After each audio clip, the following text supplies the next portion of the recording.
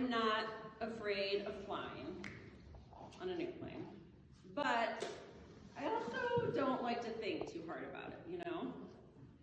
Life can feel kind of fragile at 30,000 feet, and I'm glad I live in a time when I have the conveniences of flying and I don't need to bounce along in a Conestoga wagon to get out west, or drive along Route 40 in an old Chevy, but life can feel a little fragile at 30,000 feet. When my kids were little, I flew solo with them a few times to visit family in Arizona, and these trips, let me tell you, were a real test of my patience and my fortitude.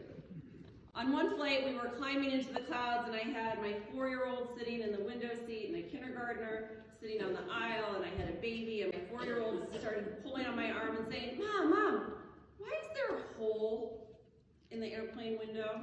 And at that moment, I was juggling all these things, and the tray table was not in its upright and locked position, and there's crayons and teething rings and snacks everywhere, and so I think I ignored him and said, here, sweetie, here's a lollipop, hoping that the questions would go away and we could settle into the flight. But he still insisted, tugging on my arm, Mom, look, right here, there's a hole in the airplane window, with the kind of determination that only an ignored 4-year-old can have. And so I squinted and I looked at it, and sure enough, there it was. There was a pinhole in that airplane window, just as he said. Now it turns out that acrylic airplane windows are one of the most vulnerable parts of a plane's body structure. They're made of three panes. There's the outer pane, the inner pane, and then there's a middle pane. And it's that middle pane that has the tiny pinhole that helps regulate pressure between the cabin and the outside world. At high altitudes, that pinhole allows the outer layer to absorb most of the pressure, preventing the inner layer from fogging up and even cracking. So yeah, it may be small, but it's a pretty significant pinhole. Some of the most crucial work in this life is pinhole-sized work. You can't compare the contributions of that pinhole to the horsepower of an airplane's engine, or the elegance of the wings, or the talent of the pilot.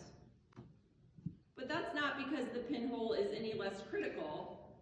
It's simply doing its own work, less noticed, perhaps, but just as indispensable.